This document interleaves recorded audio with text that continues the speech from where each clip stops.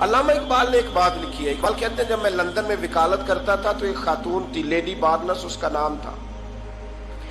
چھوٹے موٹے مقدمات لے کے وہ میرے پاس آتی تھی. بی بی ایک ہوٹل چلایا کرتی تھی. اس کا خامند جو تھا وہ فوج میں ملازم تھا.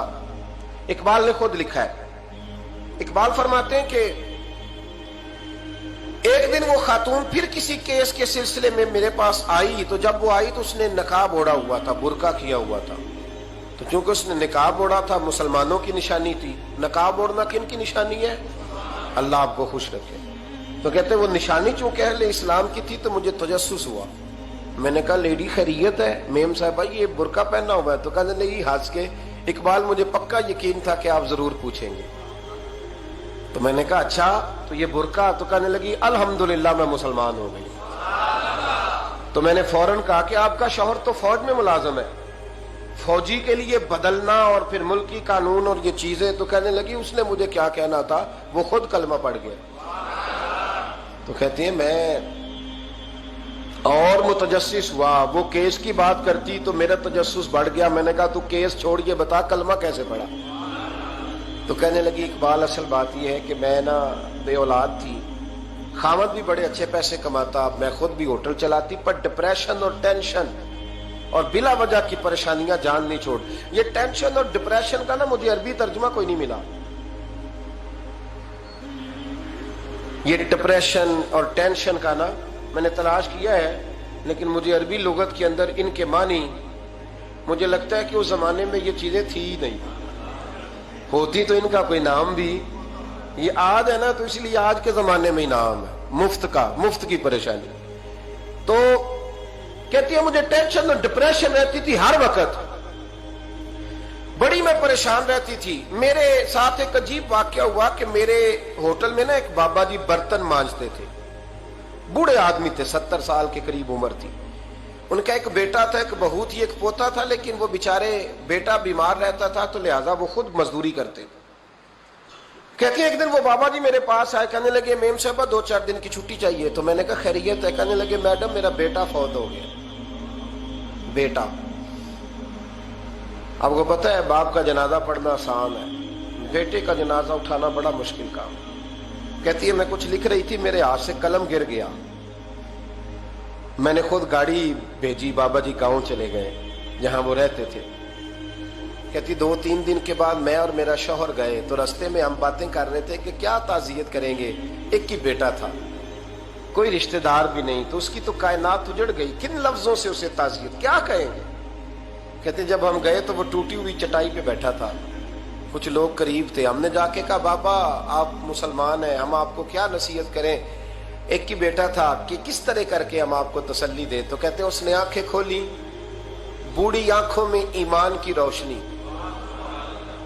کہنے لگا بی بی کیا تعزیت کی بات کرتی ہو, میں نے کوئی پیسے جمع کرا کے بیٹا لیا تھا, خدا نے فضل سے دیا تھا, عدل سے لے گیا ہے. میں اپنے رب کے فیصلے میں بڑا راضی ہوں, اللہ بڑا کریم ہے, وہ لے گیا, اس کا مال تھا. آپ یقین کریں ہمارے دیہاتی لوگ یہ کہا کرتے تھے, میں نے کانوں سے سنا ہے. ایک بوڑھے آدمی کا ایک دفعہ بیٹا فوت ہو گیا تو کسی نے اس سے کہا بابا چھوٹی عمر میں بچہ چلا گیا تو مجھے لفظ نہیں بھولتے. کہنے لگے پتر اللہ دی فصل ہے, کچی وڈے تاوی ہو دی. سنے آپ نے بھی کبھی یہ فکرہ, کچی وڈے تے پکی لے گئے تے تاوی ہے جو ہو دی. تو جب اس کا جی چاہا وہ لے گیا. اللہ اکبر. وہ خاتون کہتی ہے کہ وہ بابا جی سے میں نے کہا کہ چلو آپ 1 مہینے کی چھٹی کر لے. تو کہنے لگا نہیں میڈم میں مسلمان ہوں, مفت کی روٹی نہیں کھاتا, مزدوری کر کے کھاتا ہوں, میں انشاءاللہ 2-3 دن کے بعد کام پہ آ جاؤں گا. کہتے ہیں وہ چند دنوں کے بعد آ گیا. اللہ کی قدرت کے ابھی 2-3 ماہ گزرے تھے, پھر آیا. میڈم چھٹی چاہیے کچھ دنوں کی. میں نے کہا خیریت ہے؟ کہنے لگے وہ میری بہو بھی ہارٹ اٹیک سے فوت ہو گئی. کہتے اب میں بھی تڑپ گئی اور عیسائی ہو کہ میری آنکھوں میں آنسو آ گئے. میں نے کہا گھر کا دروازہ بند ہو گیا, اب یہ بیچارہ کیا کرے گا. وہ اپنے شوہر کے غم میں ہارٹ اٹیک سے فوت ہو گئی. کہتے ہم پھر 2-3 دن کے بعد تعزیت کے لیے گئے, پھر ٹوٹی ہوئی چٹائی, بوڑھا نہ اپنی انگلیوں سے زمین پر کچھ بنا رہا. کہتے قریب گئی اور میں نے جا کے کہا بابا اب تو تسلی آپ نے خود ہی کرنی ہے. जो निजाम था वो तो हो गया। तो कहते हैं फिर उसने आंखें खोली, आसमान की तरफ देखा तो कहने लगा बेटी कोई परेशानी नहीं, मेरा बेटा बगैर शादी के भी तो फौत हो ही सकता था ना। बस मेरे मालिक ने जब चाहा जैसे चाह हुआ। मैं इंशाल्लाह 2-4 दिन के बाद काम पे आऊंगा। ये मेरा 3-4-5 साल का पोता है, अभी स्कूल दाखिल हुआ है, मैं साथ ले आऊंगा, वहां मेरे साथ ऊपर क्वार्टर में जहां मैं रहता हूं ये भी रहेगा। कहती है मैं सख्ते में आ गई उसकी कैफियत देख के। वो पोते को साथ ले आया। कभी कभी मैं देखती छत पे खड़े होके कि दादा घोड़ा बना हुआ है और पोता सवारी कर रहा है। वो सवेरे उठता, उसको स्कूल छोड़ के आता, शाम को लेके आता, प्यार करता, मोहब्बत करता। तीसरी मंजिल पर हमने क्वार्टर दिया हुआ था, वहां दादा पोता रहते। अल्लाह तू बड़ा बेनियाज है। कहती है इकबाल एक दिन ना पोता ऊपर वाली मंजिल पे खेल रहा था, उसका पैर फिसला, वो गर्दन के बल जमीन पे गिरा। मुझे खबर हुई तो मैं दौड़ी, एम्बुलेंस मंगाई। खून से लिथड़े हुए उस बच्चे को दादे ने अपनी गोद में रखा। और जब हम अस्पताल की तरफ गए तो हॉस्पिटल बाद में आया, जनाबे इजराइल पहले आ गए और कहते हैं वो गोद में दम तोड़ गया।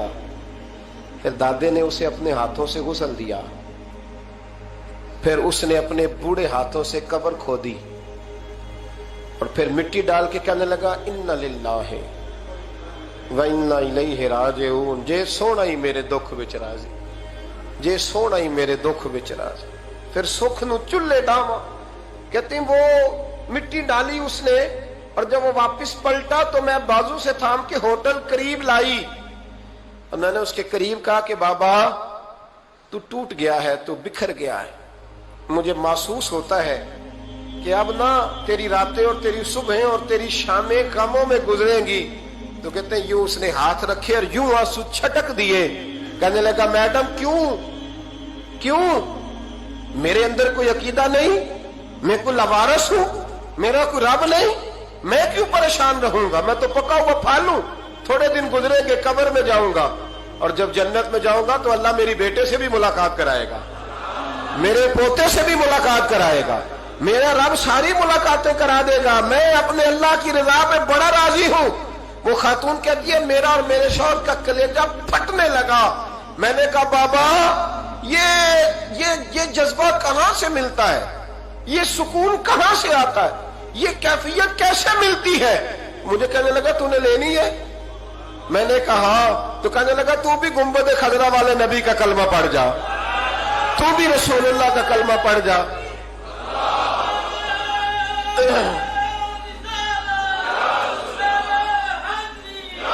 आ मेरे महबूब का कलमा पढ़, अल्लाह तुझे सुकून अता करे।